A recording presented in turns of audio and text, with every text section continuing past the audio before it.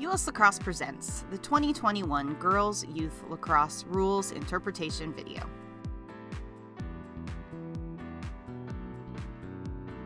This video outlines the rule changes adopted for the 2020 season. As most seasons were dramatically impacted, if not eliminated, due to the COVID-19 pandemic, the 2021 season will use the 2020 rules, allowing players, coaches, and officials to adapt to the rule changes introduced last season. The 2020 rulebook will be used for the 2021 season. The rules covered in this video include the allowance for free movement and some minor changes to starts and restarts that improve the consistency of the self-start. In order to prepare for the upcoming season, be sure to review the 2020 Girls Rules Book, the U.S. Lacrosse Women's Officials Training Manual, and all supplemental materials regarding these changes.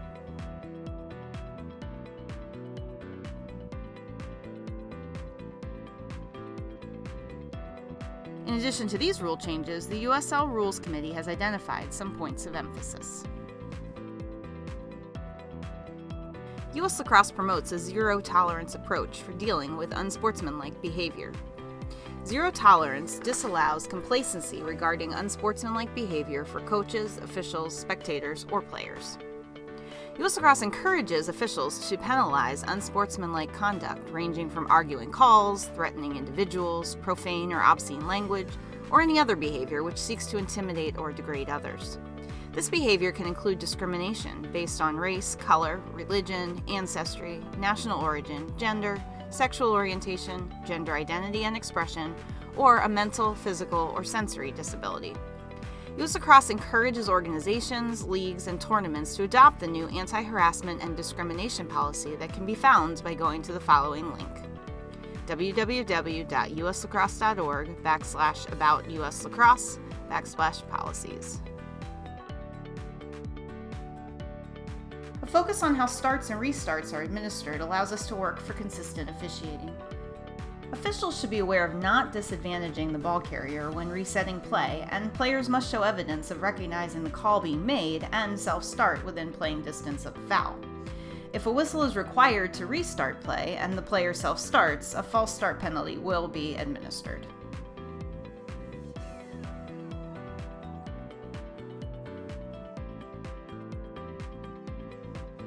As the pace of play continues to increase, offensive and defensive delay of game outside the CSA are a point of emphasis.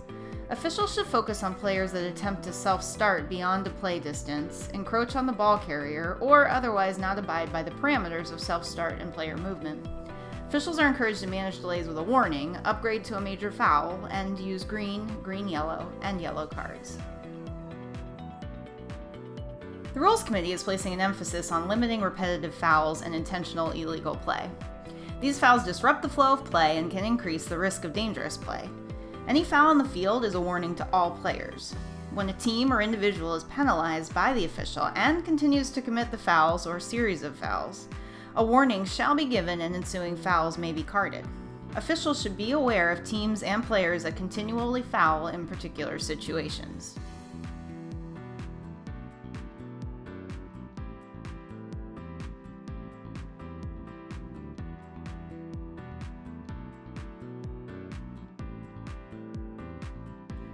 The stick inspection procedure changed in 2020, but the change only affected the back face of the pocket. Officials shall check the front side of the pocket as they have in the past, but now, when inspecting the back of the stick, the official will drop the ball into the upper third of the head at its widest point to ensure that the ball moves freely in that area and then is rolled out the back of the scoop.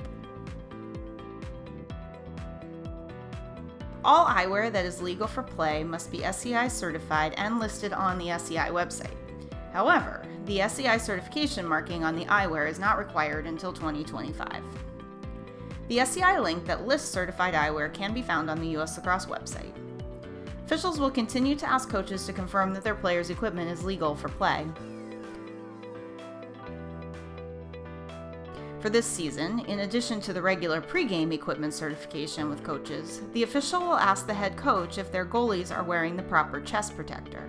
This will be covered by the referee asking the head coach, "Coach, do you certify that all of your team's equipment is legal under the rules, including a legal goalkeeper chest protector as required for the 2021 season?" For a listing of legal lacrosse goalie chest protectors, go to the SEI website. Equipment shall not be modified from its manufactured state and shall be worn in the manner that the manufacturer intended it to be worn. Illegal modifications include additions, adornments, or devices that alter the equipment from its original manufactured form. This rule emphasizes the consumer and the player's responsibility to maintain the integrity of the equipment. Use of electronic devices. Electronic devices, video replay, or television monitoring devices may not be used for any review of any official's decision.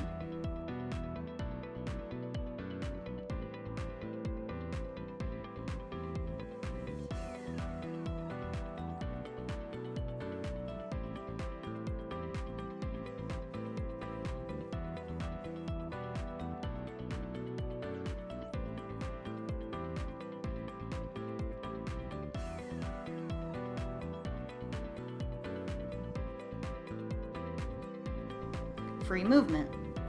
The allowance of free movement improves the pace of play while keeping up with current trends of the game and the athleticism of the student athlete. Players no longer have to stand on the official's whistle. Following any whistle, regardless of the restart being a whistle or a self-start, all players other than the ball carrier and offending player may move freely. This includes whistles for fouls within the CSA. For a penalty being administered on an 8-meter hash mark, players exit the penalty zone and may continue to move freely outside of the penalty zone, excluding the ball carrier and the offending player. Free movement also allows for substitutions to occur during a whistle or stoppage of play, again excluding the ball carrier and offending player if applicable.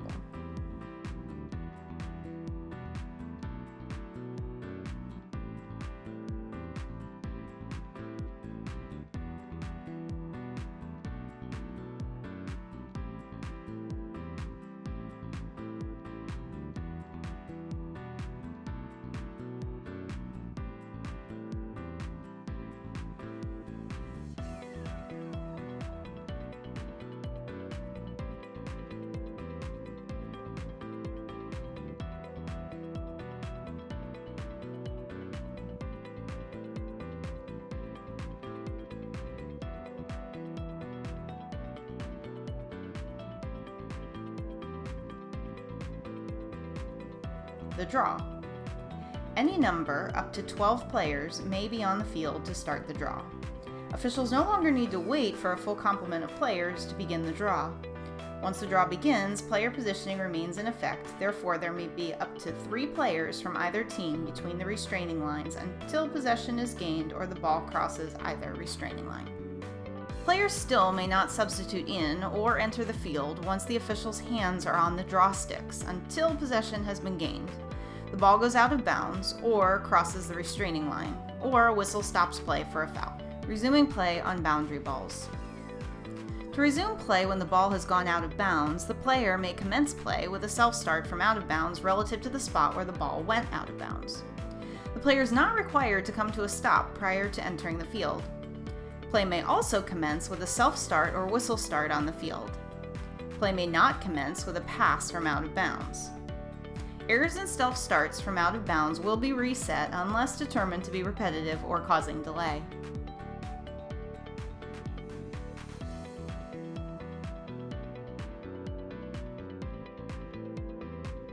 Resuming play on shots out of bounds. When a shot or a deflected shot on goal goes out of bounds, the player whose body or cross is in bounds and nearest to the ball when it crosses the boundary will gain possession. The official can consider the player's body or stick to determine who is closer to the ball. This includes the goalie. This minor foul rule change clarifies the definition of covering to specify that covering is not merely guarding the ball, but physically covering the ball with a foot, body, or cross. For the major foul of check to the head, there is now added language to this rule to designate that the neck is included in the foul. The 7-inch safety sphere already includes the neck, so this modification brings the check to the head foul in line with the sphere. Self-starting, when self-starting is not an option, is a false start and a change of possession.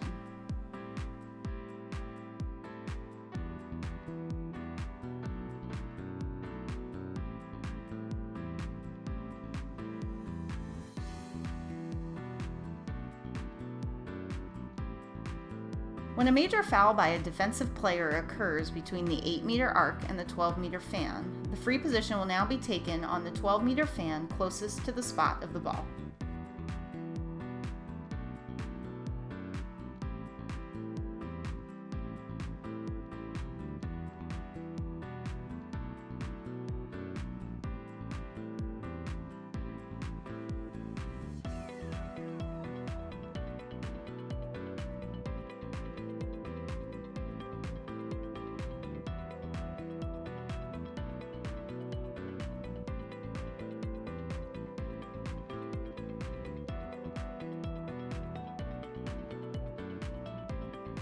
An illegal cradle is when the ball carrier holds the head of her crosse, with or without cradling, within a 7-inch sphere surrounding the head in all directions, or close to her body or teammate's body. A timeout has been added for 8U and 10U, and there are now 2 timeouts available for 12U and 14U.